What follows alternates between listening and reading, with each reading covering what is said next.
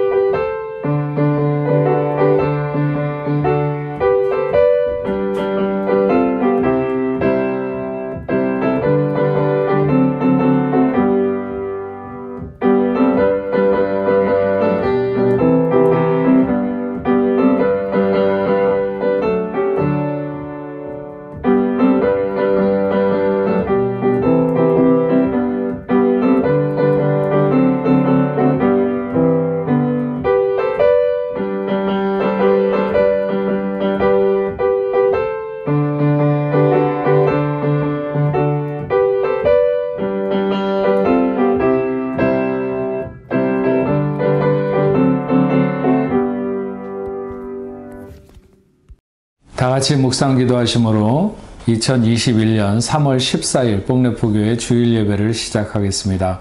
다 같이 기도하시겠습니다. 하나님이여 나를 지켜주소서. 내가 주께 피하나이다. 내가 여호와께 아뢰되 주는 나의 하나님 주님이시오니 주밖에는 나의 복이 없다 하였나이다. 땅에 있는 성도들은 존귀한 자들이니 나의 모든 즐거움이 그들에게 있도다. 다른 신에게 예물을 드리는 자는 괴로움이 더할 것이라. 나는 그들이 드리는 피의 전제를 드리지 아니하며 내 입술로 그 이름도 부르지 아니하리로다. 여호와는 나의 산업과 나의 잔의 소득이시니 나의 분깃을 지키시나이다. 내게 줄로 재어준 구역은 아름다운 곳에 있으며 나의 기업이 실로 아름답도다. 나를 혼기하신 여호와를 송축할지라. 밤마다 내 양심이 나를 교훈하도다. 내가 여호와를 항상 내 앞에 모시며 그가 나의 오른쪽에 계심으로 내가 흔들리지 아니하리로다. 하나님은 영이시니 예배하는 자가 영과 진리로 예배할지니라. 아멘. 찬송가 15장 4절 찬송하시겠습니다. 찬송가 15장 4절입니다.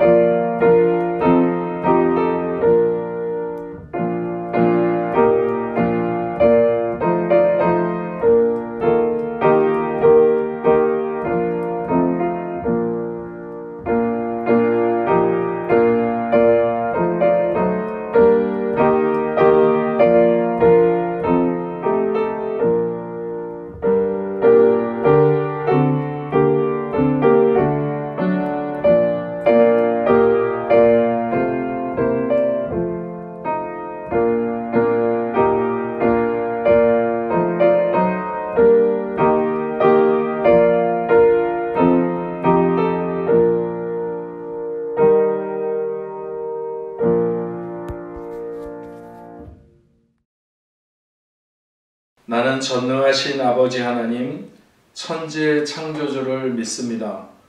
나는 그의 유일하신 아들, 우리 주 예수 그리스도를 믿습니다. 그는 성령으로 잉태되어 동정녀 마리아에게서 나시고 본디오 빌라도에게 고난을 받아 십자가에 못 박혀 죽으시고 장사된 지 사흘 만에 죽은 자 가운데서 다시 살아나셨으며 하늘에 오르시어 전능하신 아버지 하나님 우편에 앉아 계시다가 거기로부터 살아있는 자와 죽은 자를 심판하러 오십니다. 나는 성령을 믿으며 거룩한 공교회와 성도의 교제와 죄를 용서받는 것과 몸의 부활과 영생을 믿습니다. 아멘. 찬송가 267장 찬송하시겠습니다. 찬송가 267장입니다.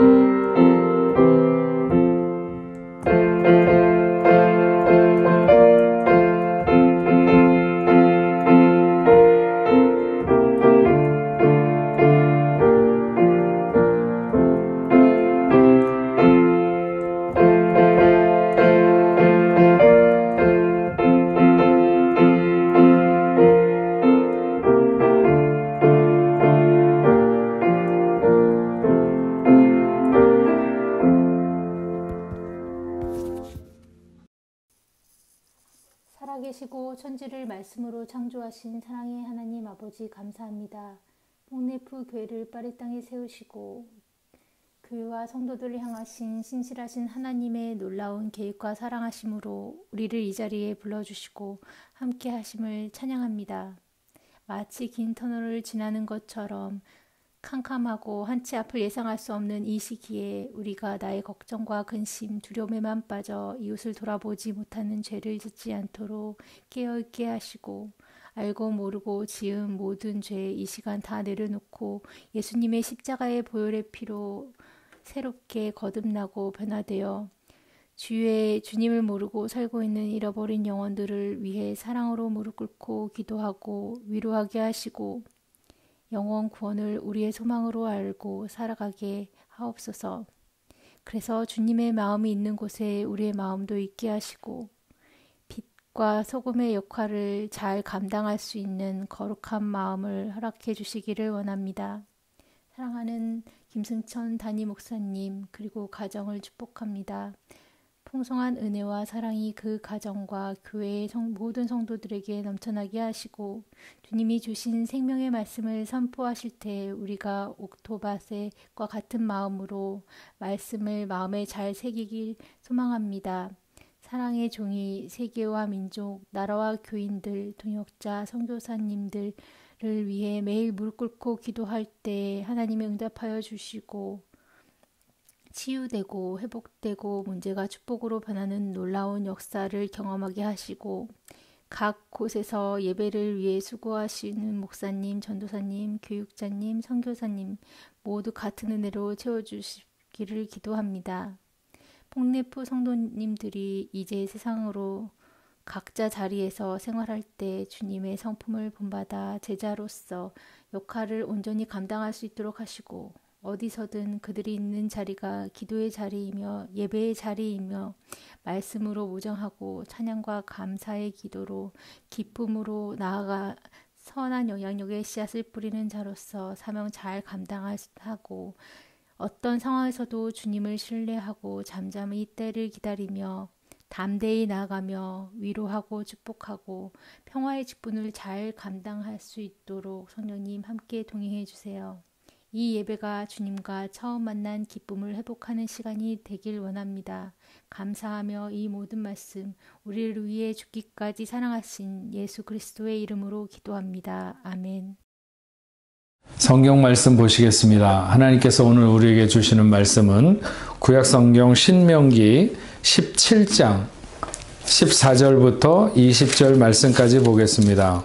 구약성경 288페이지 신명기 17장 14절부터 마지막 20절 말씀까지 보겠습니다. 내가 내 하나님 여호와께서 내게 주시는 땅에 이르러 그 땅을 차지하고 거주할 때 만일 우리도 우리 주 위에 모든 민족들 같이 우리 위에 왕을 세워야겠다는 생각이 나거든 반드시 내 하나님 여호와께서 택하신 자를 내 위에 왕으로 세울 것이며 내 위에 왕을 세우려면 내 형제 중에서 한 사람을 할 것이요 내 형제 아닌 타국인을 내 위에 세우지 말 것이며 그는 병마를 많이 두지 말 것이요 병마를 많이 얻으려고 그 백성을 애굽으로 돌아가게 하지 말 것이니 이는 여호와께서 너희에게 이르시기를 너희가 이후에는 그 길로 다시 돌아가지 말 것이라 하셨음이며 그에게 아내를 많이 두어 그의 마음이 미혹되게 하지 말 것이며 자기를 위하여 은금을 많이 쌓아두지 말 것이니라. 그가 왕위에 오르거든 이 율법서의 등사본을 레위 사람 제사장 앞에서 책에 기록하여 평생에 자기 옆에 두고 읽어 그의 하나님 여호와 경외하기를 배우며 이 율법의 모든 말과 이 규례를 지켜 행할 것이라.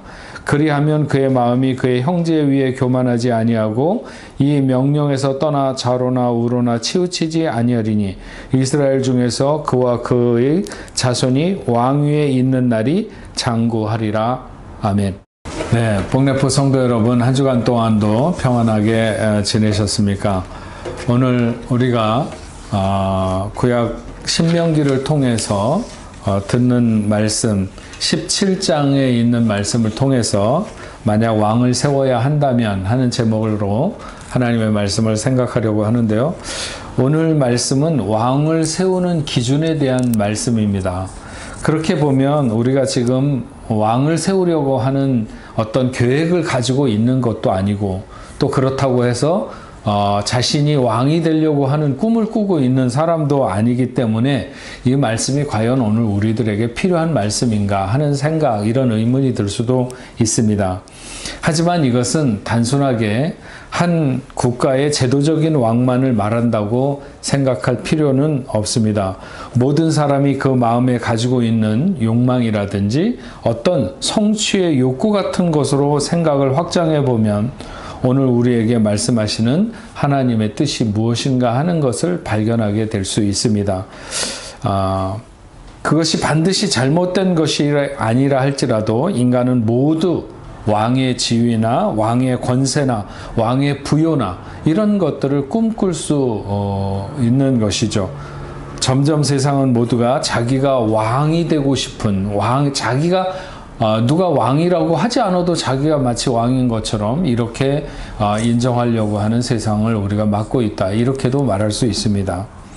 지난 7일 미국의 그 CBS 방송에서 인터뷰를 해서 전 세계의 많은 사람들에게 주목을 끈 영국의 해리 왕자와 메간 마클이라고 하는 그의 아내에 대한 이야기가 많은 사람들의 관심을 끌었습니다. 왜 영국의 해리 왕자는 영국 왕실을 뛰쳐나와서 일반인처럼 살기를 원할까 하는 것에 대한 얽히고 설킨 이야기가 관심이 있는 사람들도 있었겠지만, 또 많은 사람들은 자기가 그때의 왕자라면, 아니면 자기가 그 왕자의 부인이 되는 사람이었다면 어떤 선택을 했을 것인가 하는 왕과의 일원에 자기를 대입시켜서 보는 사람들로 인하여 이런 인터뷰가 굉장히 많은 사람들에게 관심을 끌지 않았나, 이런 생각이 듭니다. 저희 그 고모님 같은 경우에 저를 어렸을 때 보면, 제가 저희 그 집안의 장손이었거든요. 그러니까는 항상 고모님이 저를 어렸을 때 보면 이렇게 굉장히 좀 마르고 굉장히 약했었던 것 같아요. 그래서 우리 고모님이 보면 늘 그 글썽글썽 울먹이면서 씨는 왕씨인데 잘 못 먹어가지고 저렇게 그 마르고 키도 안 크고 그랬다고, 그런 안타까워하시는 모습을 이렇게 늘 가지셨습니다.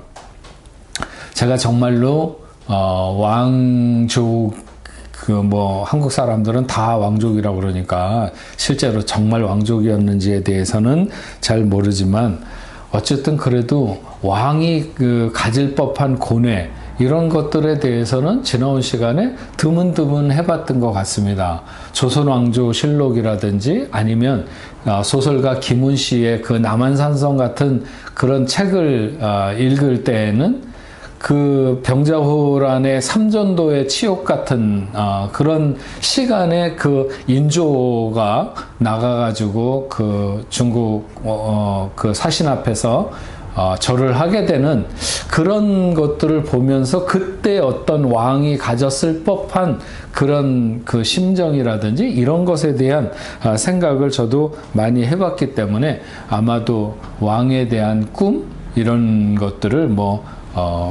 전혀 안 해본 것 같지는 않습니다. 아마 여러분들도 그랬을지 모릅니다. 베드로전서 2장 8절 9절 말씀을 보면, 2장 9절 말씀을 보면, 그러나 너희는 택하신 족속이요 왕같은 제사장이요 거룩한 나라요 그의 소유된 백성이니 이는 너희를 어두운 데서 불러내어 그의 기이한 빛에 들어가게 하신 이의 아름다운 덕을 선포하게 하려 하심이라. 여기에 보면 너희는 왕같은 제사장이요. 그래서 예수 그리스도께서 우리를 죄에서 자유하게 하심으로 우리는 모두 왕이며 제사장의 지위를 갖게 되었다, 이렇게 말할 수 있죠. 그래서 오늘 우리가 이 말씀을 생각하면서 모두 내게 하는 말씀으로 받아들여도 아무런 문제가 없고, 특히나 어떤 분야에서든지 최고가 되기를 원하는 경쟁 사회에서 오늘 말씀이 우리의 삶의 전반에 걸쳐서 주는 이 교훈이 굉장히 크다, 이렇게 생각을 하고 오늘 우리에게 주시는 말씀으로 받으면 되겠습니다. 구약 사무엘상 8장 6절에서 9절 말씀을 보면 이런 말씀이 있습니다. 우리에게 왕을 주어 우리를 다스리게 하라 했을 때에 사무엘이 그것을 기뻐하지 아니하여 여호와께 기도하며 여호와께서 사무엘에게 이르시되 백성이 내게 한 말을 다 들으라. 이는 그들이 너를 버림이 아니요 나를 버려 자기들의 왕이 되지 못하게 함이니라. 내가 그들을 애굽에서 인도하여 낸 날부터 오늘까지 그들이 모든 행사로 나를 버리고 다른 신들을 섬김같이 내게도 그리하는도다. 그러므로 그들의 말을 듣되 너는 그들에게 엄히 경고하고 그들의 다스릴 왕의 제도를 가르치리라. 이렇게 기록하고 있습니다. 그러니까 이스라엘 백성들이 사사의 시대가 끝나가는 때쯤, 그래서 왕정 시대를 열기 시작할 때 사무엘에게 자기들도 왕을 세워달라 이렇게 요구하는 거죠. 이때 하나님이 사무엘에게 하신 말씀이 금방 읽은 말씀인데, 그런데 이 말씀은 이미 오래전 오늘 본문 말씀인 신명기에서 모세가 설교를 통해서 그 백성들에게 이미 그런 일이 일어날 것에 대해서 말씀하고 있는 것이죠. 그래서 오늘 본문 14절 말씀을 보면 네가 네 하나님 여호와께서 네게 주시는 땅에 이르러 그 땅을 차지하고 거주할 때 만약 우리도 우리 주위의 모든 민족들 같이 우리 위에 왕을 세워야겠다는 생각이 나거든. 왕을 세워야 되겠다는 그런 생각이 나거든, 아니면 사람들이 그렇게 말을 하거든 하는 것이죠. 그러니까 이런 날이 올 것에 대해서 하나님은 이미 아신 거예요. 그런데 그렇게 해서 첫 번째 그들에게 세워지는 왕이 사울 왕이었습니다.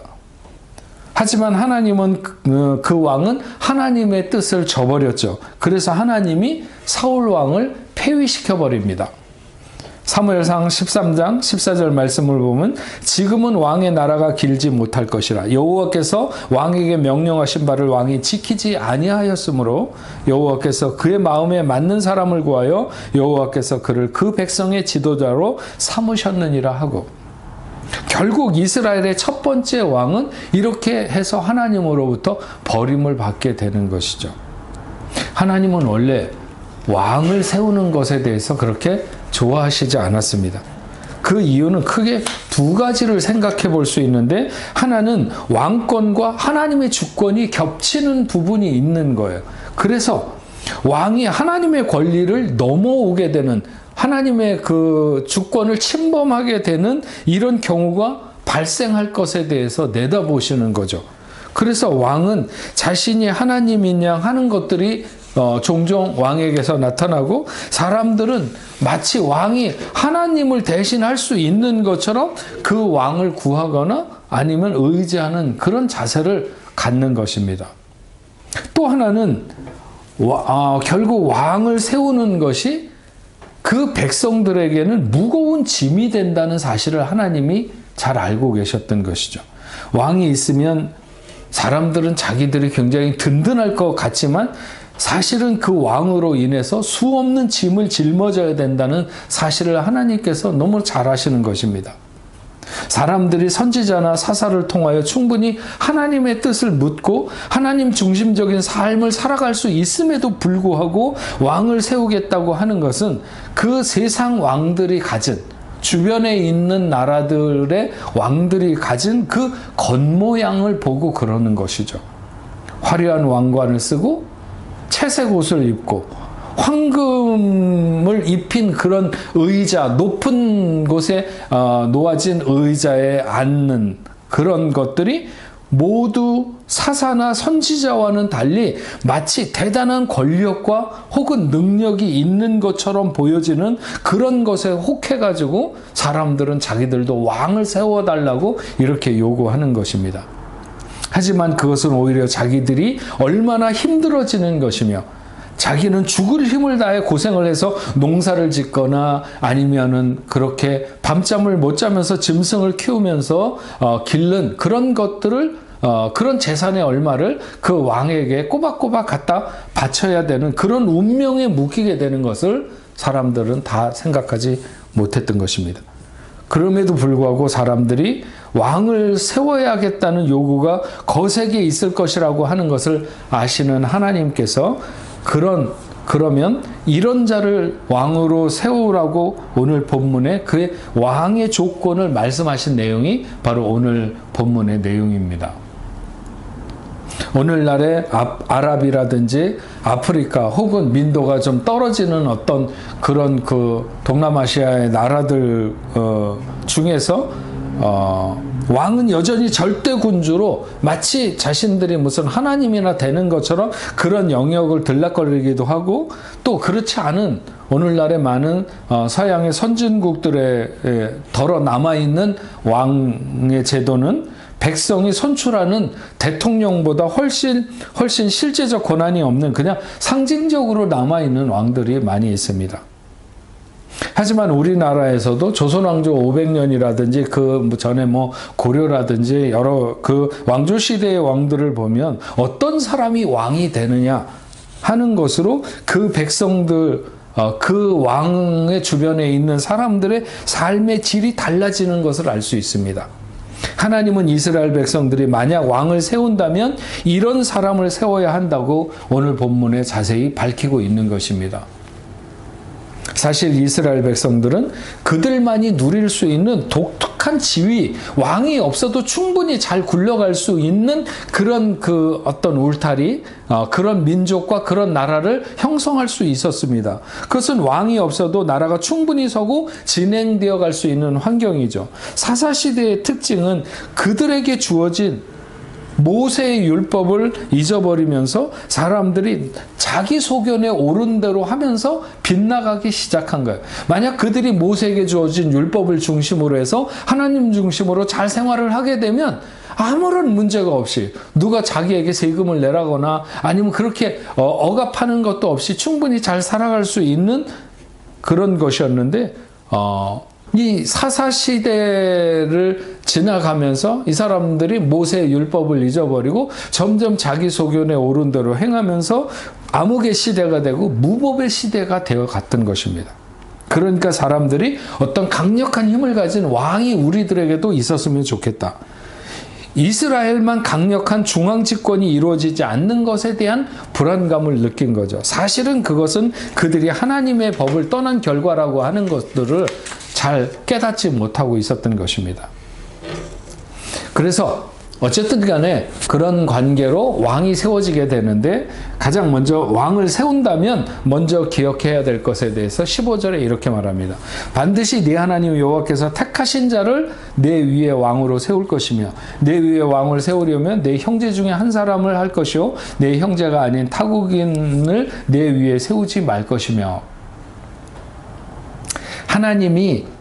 하나님은 왕이 남용하게 될 독재의 가능성을 최소화시키기 위해서 몇 가지 장치를 주문하시는데, 그 중에 첫 번째가 여호와께서 택하신 자를 세워야 한다는 것입니다.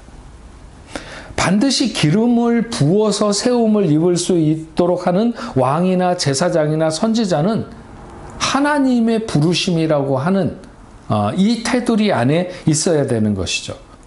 민수기 16장에 보면 레위 지파 중에서 고핫 자손 중에 고라와 루벤 지파의 다단과 아비람, 그리고 벨렛의 아들 온과 같은 사람들이 이렇게 어떤 자기네들끼리 뭉쳐가지고 모세와 아론에게 반기를 들었다가 그 온 가족들과 더불어서 그 갈라진 땅 속에 그냥 꺼져버리게 되는 이런 일들이 있었습니다.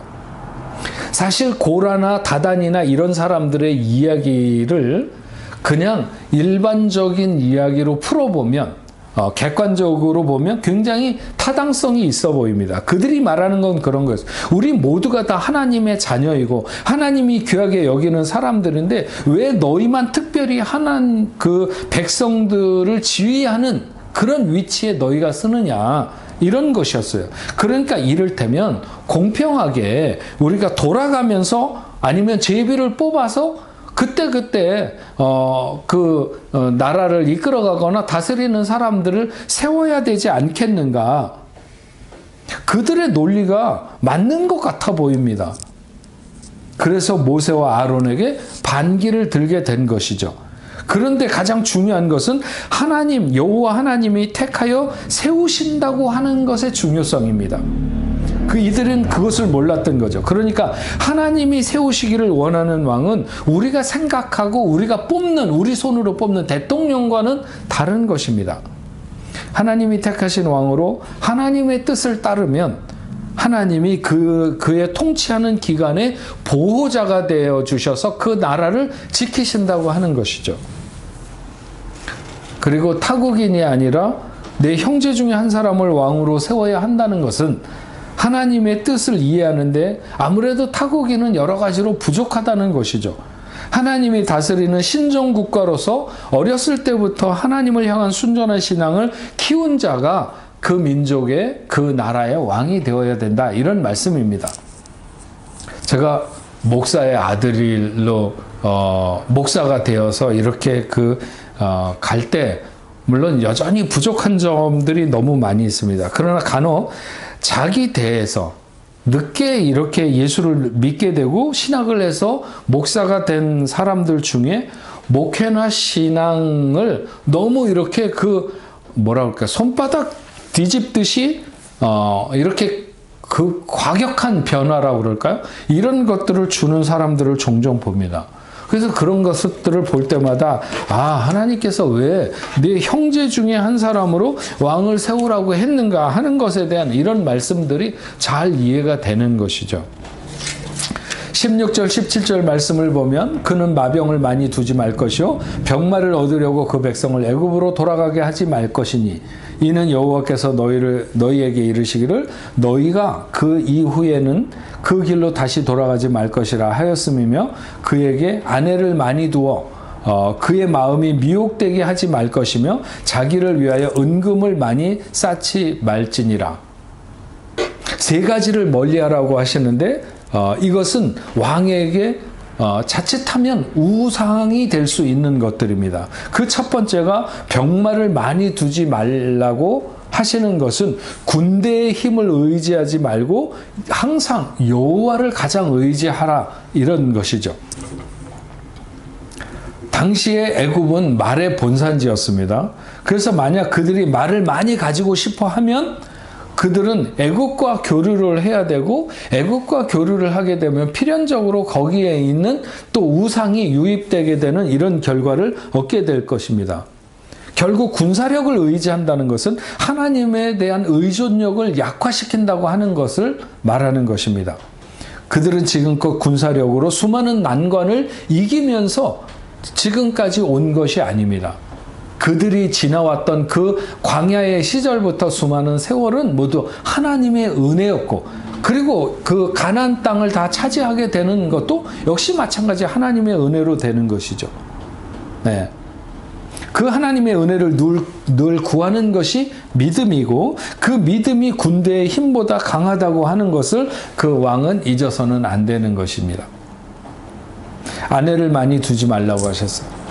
많은 왕들이 이웃 나라와의 전쟁을 정략 결혼으로 막으려고 해서 굉장히 많은 그 나라들이 서로 정복을 해도 그 나라에 그 공주를 데려다가 아내를 삼는다거나 이래서 함부로 쳐들어오지 못하도록 이렇게 하는 일들이 많았습니다.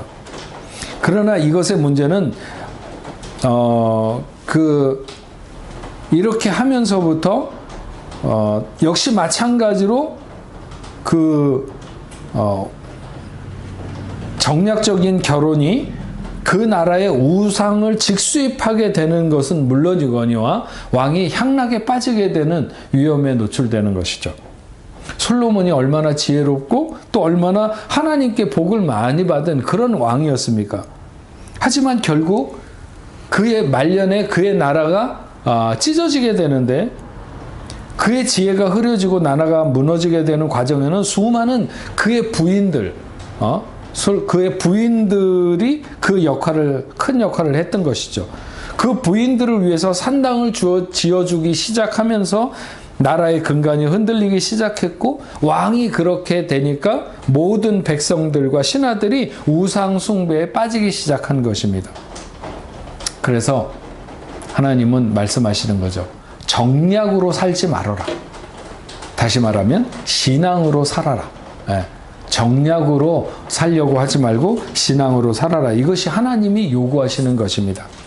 그리고 은금을 많이 쌓아두지 말라. 즉 물질을 의지하지 말라는 것이죠. 재물보다 하나님을 신뢰해야 합니다. 돈을 사랑하는 것이 일만하게 뿌리가 된다고 말씀했습니다. 왕이 자신의 부를 챙기면 백성들의 복지를 돌보지 않고 하나님보다 부의 힘을 믿으면 하나님을 의지하는 것에서 마음이 멀어지게 되어 있습니다. 하나님은 이스라엘의 왕이 이스라엘의 목자가 되기를 원하시는 거죠. 자기 욕심을 채우기보다 남을 섬기고 백성을 섬기는 그런 왕이 되기를 원합니다. 하나님이 자기를 그 자리에 세우신 뜻을 알고 그래서 하나님의 주권을 세워야 합니다. 대부분 이스라엘 왕들이 여기에서 실패하고 자신의 영광을 구하다가 하나님의 영광을 가로채는 일들이 비일비재하게 일어나게 됐던 것을 알 수 있습니다. 하나님께서 우리가 평안과 행복을 누리도록 하기 위해서 주신 것들을 우리가 잘 관리하면서 그의 나라를 세워가는 삶을 살아야 하는데 더 많은 것에 대한 탐욕과 우상 숭배로 이어져서 그런 물질들이 하나님의 자리를 차지하는 경우가 얼마나 많은지 모릅니다. 물질은 우리에게 필요하지만 결국 우리의 삶을 무너지게 하는 도구가 될 수 있다는 사실에 대해서 한시도 잊어서는 안 되는 것입니다. 18절부터 20절 말씀을 보면 그가 왕위에 오르거든 이 율법서의 등사본을 레위 사람 제사장 앞에서 책에 기록하여 평생에 자기 옆에 두고 읽어 그의 하나님 여호와 경외하기를 배우며 이 율법의 모든 말과 이 규례를 지켜 행할 것이라. 그리하면 그의 마음이 그의 형제 위에 교만하지 아니하고 이 명령에서 떠나 자로나 우로나 치우치지 아니하리니 이스라엘 중에서 그와 그의 자손이 왕위에 있는 날이 장구하리라. 네. 이 말씀은 이스라엘 왕이 지켜야 될 영적 생활에 대한 말씀을 하고 있는 것입니다. 가장 먼저 하나님의 말씀을 평생 읽으며 가까이 해야 된다.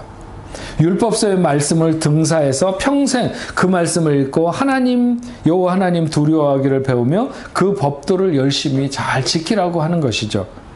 말씀을 가까이 하지 않는 인도자는 항상 위험한 인도자입니다. 어떤 문제든지 하나님의 말씀을 가까이 하지 않으면서부터 세상의 모든 문제들이 발생하게 됩니다. 왕은 가장 하나님의 뜻 앞에 민감해야 하는 사람입니다. 그리고 모범을 보일 때 모든 백성이 그 왕을 따라서 하나님 앞에 서게 되는 것이죠. 무엇보다 왕은 배운 하나님의 말씀을 잘 지켜 행해야 했습니다. 왕에 대한 제한 조치가 있다면 그것은 오직 여호와 하나님 앞에서만이 있는 것이지 백성들 앞에서는 대부분의 모든 문제가 자기의 왕이 뜻하는 바대로 그대로 그 왕의 말이 곧 법이 될 듯이 그렇게 행할 수 있습니다. 모든 결정이 그의 뜻대로 이루어지도록 되어 있습니다. 다만 하나님 앞에서만은 그도한 인생임을 잊어서는 안 되는 것이죠. 이스라엘의 첫 번째 왕이었던 사울이 왕위에서 쫓겨난 이유가 무엇입니까? 바로 하나님 앞에서 자신이 평범한 한 인생인 것을 잊어버리고 왕권에 취해서 자기가 해서는 안 되는 행동을 취하게 된 것이죠. 전쟁에 나가기 위해서 하나님의 사람이 진행해야 되는 제사를 자기가 왕의 권세를 가지고 진행을 했던 것입니다. 하나님 앞에서 왕이 복종의 모범을 보이면 모든 백성이 다 그렇게 할 수밖에 없습니다. 그래서 그 왕의 모범은 너무나도 중요한 것이죠. 왕이 경건한데 백성이 타락한 경우는 많지 않습니다. 왕이 하나님을 잘 섬기려고 하면 백성들은 그 왕을 따라서 하나님을 잘 섬기려고 하는 것이죠. 마지막으로 왕이 될 수 있는 자격은 교만하지 않고 겸손해야 된다 하는 것입니다. 이방 나라의 왕 같은 절대 권력자가 되려고 하지 말라고 하는 것입니다. 오히려 형제 중에 한 사람으로 다른 백성들과 동일하게 하나님 앞에 겸손해야 한다는 것입니다. 이스라엘의 전제 군주적 왕이 있을 만한 자리는 없다고 하는 것입니다. 하나님의 말씀을 대하는 진지함이 남보다 크고 하나님의 말씀에 근거한 바른 정체성을 가진 그런 왕을 하나님은 원하셨습니다. 삶의 근거가 자신의 감정이나 욕망 혹은 어떤 기대에 근거하지 않고 말씀을 따르고 진리의 기준에 근거한 바른 삶을 살아야 된다. 이렇게 요구하시는 것이죠.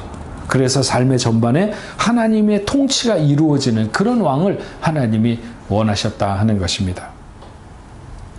그가 왕으로 가진 지도력은 사랑이 동기가 되어 다른 사람을 자신보다 더 낮게 여기고 섬김의 철학이 가득해야 되는 것이죠. 패트릭 밀러라는 사람이 말하기를 나사렛 예수의 왕도야말로 이 신명기서가 요구하는 이런 왕도를 온전히 구현한 그런 왕이라고 했습니다. 그는 왕적 지배의 실현을 위해서 어떤 관료 조직이라든지 군마나 상비군, 거대한 궁궐 같은 것을 소유하지 않았습니다. 그의 온전한 충성은 하나님께만 드려졌고 그의 전생에는 오직 하나님의 말씀만을 따르는 삶이었다. 이렇게 말합니다. 그것이 바로 오늘 신명기에서 말씀하는 온전한 왕이 아니겠는가 하는 것이죠.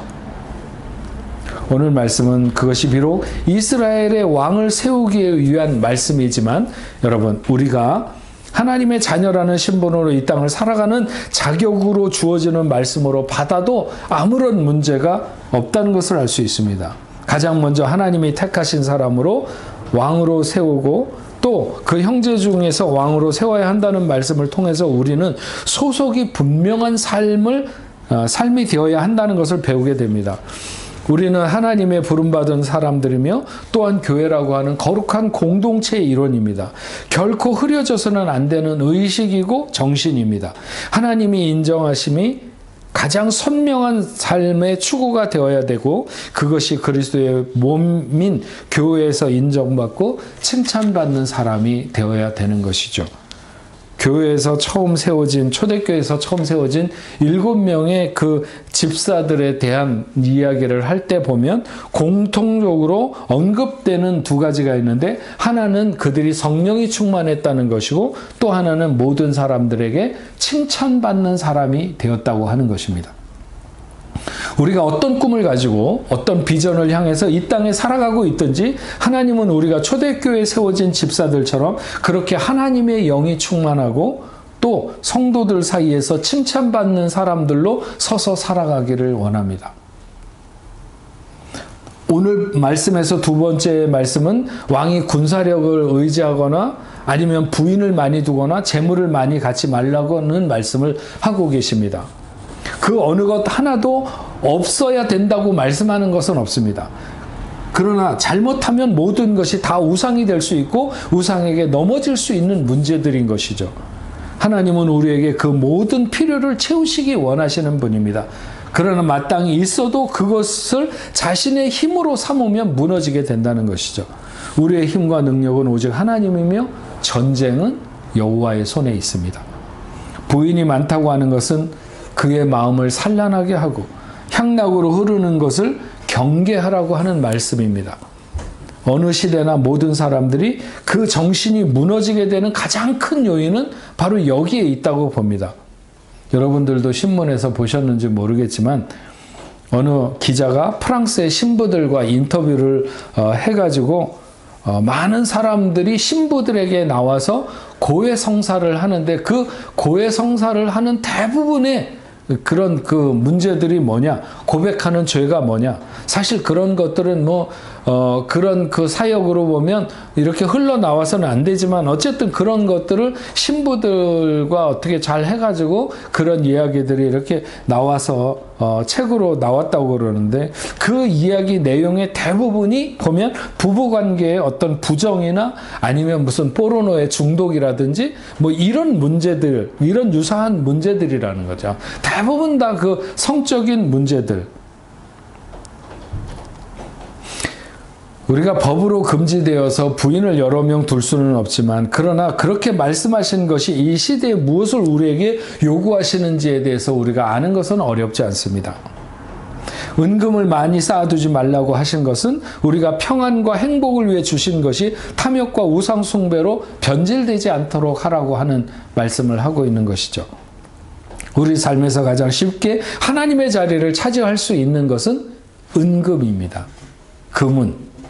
자칫 우리는 우리의 삶을 윤택하게 할 수 있는 물질이 우리의 삶을 무너뜨리는 악한 도구가 될 수 있음을 잊어서는 안 될 줄로 믿습니다. 세 번째 말씀하신 것은 말씀을 가까이 하고 늘 말씀 앞에 삶을 배우라고 하신 말씀은 자기 기준이나 세상의 기준을 앞세워 살지 말라고 하는 말씀이죠. 항상 말씀을 중심에 두고 길을 잃었을 때는 다시 말씀 앞으로 돌아와서 그 길을 묻는 자세를 가지고 세상을 살아라 하는 것입니다. 그리고 하나님이 무엇을 기뻐하실까? 그것이 그 마음에 살아있는 자는 결코 잘못된 길을 갈 수가 없습니다. 이 시대에 하나님이 내게 원하시는 것이 무엇일까를 늘 이루려고 노력하는 삶이 되어야 할 것입니다. 마지막으로 말씀하시는 것은 겸손한 삶이 되어야 된다 하는 것이죠.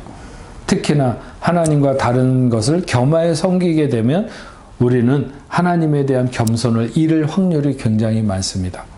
지난주에도 겸손이 모든 환난을 이기게 되는 능력이 된다는 말씀을 드렸는데 겸손으로 하나님의 마음에 합한 사람으로 이 시대를 살아가는 정말 왕같은 제사장들로 이 시대를 살아가고 또 오늘 말씀이 여러분의 삶에 잘 적용될 수 있는 그런 삶이 되시기를 주의 이름으로 축원합니다. 기도하겠습니다. 하나님 아버지 감사합니다.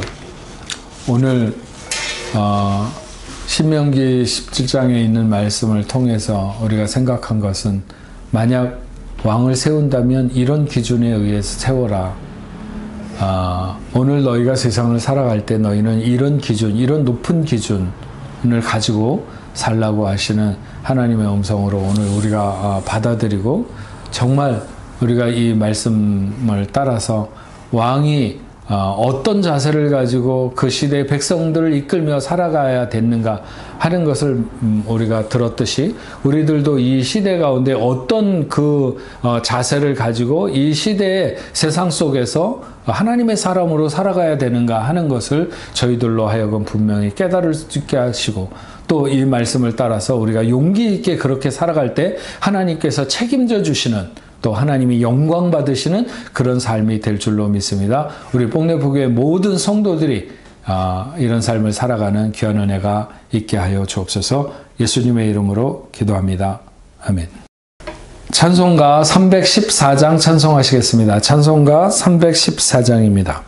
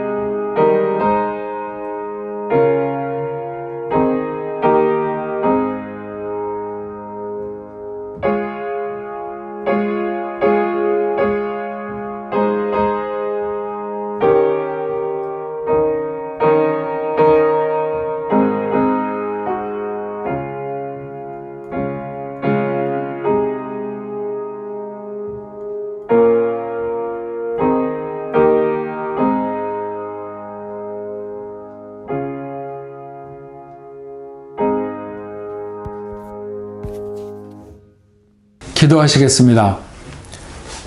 하나님 아버지 감사합니다. 오늘도 생명의 날에 저희들을 하나님 앞에 예배자로 세우심을 감사드립니다. 온 마음을 들여서 예배하는 당신의 사랑하는 자녀들에게 함께 하시고 이 시간에도 귀한 예물을 구별하여 드릴 때 하나님의 자녀들 저들을 복되게 하시고 하나님의 은혜로만 하나님의 복으로만 살아갈 수 있다는 사실을 늘 고백하는 겸손하고 낮은 자들이 다 될 수 있도록 주여 도와 주옵소서. 믿음의 사람들의 경영하는 사업과 가정과 직장과 하는 모든 일들 학업 위에도 하나님 함께해 주시옵시고 때를 따라 은혜를 베푸시고 복을 주시는 것을 통해서 많은 풍성한 소득이 있게 하심을 감사드립니다. 시대가 흔들리고 매우 불안하지만 그런 가운데서도 우리에게 필요한 것들을 공급하시는 하나님의 은혜를 감사하며 믿음의 자녀들이 11조로 감사예물로 선교헌금으로 주일헌금으로 소원헌금으로 또 여러 가지 구제헌금과 또 목적헌금을 하나님 앞에 드리는 자녀들이 있습니다. 그 예물들이 하늘나라의 보화가 되게 하시고 하나님의 영광을 위해서 쓰여질 수 있도록 주님 도와 주시옵소서. 하나님 아버지 믿음의 자녀들이 흩어져서 세상으로 나갈 때 그들과 동행하여 주시옵시고 어떤 자리에서든지 두려워하지 아니하며 넉넉히 승리할 수 있도록 주여 도와주시옵시고 무엇을 하든지 그것을 통해서 하나님의 영광을 선포하고 하나님의 뜻을 드러내는 복된 자녀들이 다 될 수 있게 하여 주시옵소서. 탁월함을 허락하여 주옵소서. 세상 앞에 치이거나 무너지거나 아니면 좌절하는 자들이 아니라 어떤 어려움 가운데서도 환난 가운데서 일어서고 빛을 발할 수 있는 하나님의 자녀들이 다 될 수 있도록 주여 도와 주옵소서. 교회에서 후원하고 함께 협력하는 모든 선교사님들 세계 각곳에 흩어져 있는 그들에게 오늘도 함께하여 주시옵시고 능력의 오른팔로 그들을 붙들어 주셔서 믿음으로 승리하는 하나님의 귀한 자녀들 다 될 수 있도록 주님 도와 주시옵소서. 하나님 아버지 오늘은 3월의 두 번째 주일로 병든 자를 위하여 함께 우리가 기도하는 주일입니다. 여러 가지 질병으로 인하여 고통받는 하나님의 자녀들이 있습니다. 인생의 무력함을 하나님이 잘 아시겠사오니 오늘도 우리에게 찾아오셔서 그 피 묻은 손으로 어루만져 주시옵시고 예수의 이름으로 명하시다 모든 질병에서 고침받을 수 있도록 노임받는 귀한 시간들이 되도록 주님 역사하여 주시옵소서. 이 시간에 하나님의 사랑하는 자녀들 어디에 있든지 동일한 은혜로 하나님 함께 하시되 내가 원하노니 깨끗함을 받으라 말씀하시고 저들을 만져주셔서 일으켜 세워주시옵시고 기쁨으로 뛰어나와서 한 가지로 함께 하나님을 예배할 수 있는 귀한 자녀들이 다 될 수 있도록 주여 도와주시옵소서. 악한 영도 물러가게 하시고 악한 질병도 모두 다 떠나가는 귀한 역사 있도록 주님 도와주셔서 예수의 이름으로 깨끗하게 되는 귀한 은혜 있도록 주님 도와주시옵소서. 깨끗하게 고쳐주시고 저들의 마음의 소원을 이루어 주셔서 기쁨이 있게 하시고 하나님 영광 돌릴 수 있는 귀한 자녀들 다 되도록 주님 도와 주옵소서. 이제는 우리 주 예수 그리스도의 은혜와 하나님 아버지의 크신 사랑과 성령님의 감화 감동 위로 교통하심이 오늘 하나님 앞에 예배하는 당신의 사랑하는 자녀들과 저들의 가정과 직장과 두고온 고국에 세계 만방에 흩어져 복음을 전하는 모든 선교사들과 그 사역지 위에 이제로부터 영원토록 함께 있을지어다. 아멘.